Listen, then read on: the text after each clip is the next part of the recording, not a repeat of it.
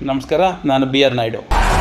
मैं सच्चाई के लिए कभी माफी नहीं मांगूंगा, मर जाऊंगा मगर माफी नहीं मांगूंगा.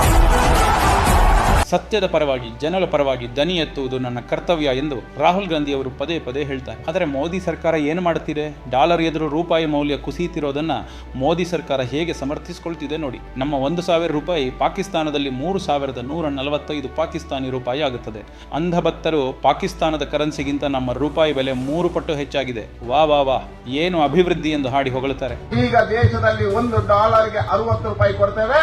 ಮುಂದಿನ 2 ವರ್ಷದ ನಂತರ $1ಗೆ 15 ರೂಪಾಯಿ ಸಿಗುವ ಕಾಲಘಟ್ಟವನ್ನ ನರೇಂದ್ರ ಮೋದಿ ಅವರು ತರ್ತಾರೆ. ಈ ದೇಶದಲ್ಲಿ ಅಮೆರಿಕದ $ಗೆ 15 ರೂಪಾಯಿಗೂ ನಾವು $1ಗೆ $15 ಕೊಡುವ ಸ್ಥಿತಿಗೆ ನಿರ್ಮಾಣ ಮಾಡತಕ್ಕಂಥ ಕೆಲಸ ನರೇಂದ್ರ ಮೋದಿಯಿಂದ. ಆದರೆ ಅದೇ 1,000 ರೂಪಾಯಿ ಅಫ್ಘಾನಿಸ್ತಾನದಲ್ಲಿ ಕೇವಲ 741 ರೂಪಾಯಿ ಮಾತ್ರ.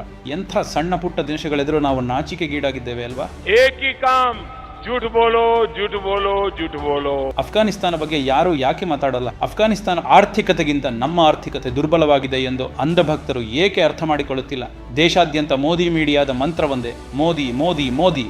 ಬೆಳಗ್ಗೆ, ಮಧ್ಯಾಹ್ನ, ರಾತ್ರಿ ಅದೇ ಹಾಡು. ಬಿಟ್ರೆ ಪಾಕಿಸ್ತಾನ ಪಾಕಿಸ್ತಾನ ಪಾಕಿಸ್ತಾನ. ಅಫ್ಘಾನಿಸ್ತಾನದೊಂದಿಗೆ ಹೋಲಿಕೆ ಮಾಡುವ ಧೈರ್ಯ ಭಾರತದ ಮಾಧ್ಯಮಗಳಿಗೆ ಇಲ್ಲವೇ? ಪಾಕಿಸ್ತಾನ ಅನ್ನೋದೇ ಈಗ ದೇಶದ ದಿಕ್ಕು ತಪ್ಪಿಸುವ ತಂತ್ರವಾಗಿಬಿಟ್ಟಿದೆ. ನಿರುದ್ಯೋಗ ಸಮಸ್ಯೆ ಪಾಕಿಸ್ತಾನ, ದರ ಏರಿಕೆ ಪಾಕಿಸ್ತಾನ, ದುರ್ಬಲ ಆರ್ಥಿಕತೆ ಪಾಕಿಸ್ತಾನ, ಗಡಿ ಸಮಸ್ಯೆ ಪಾಕಿಸ್ತಾನ. ದೇಶದ ಸಮಸ್ಯೆಗಳನ್ನು ಪಾಕಿಸ್ತಾನದ ಪರದೆಯ ಹಿಂದೆ ಮುಚ್ಚಿಡುತ್ತಿರುವುದು ಏಕೆ? ಪಾಕಿಸ್ತಾನದ ಜೊತೆ ಹೋಲಿಕೆ ಸಾಕು ಮಾಡಿ.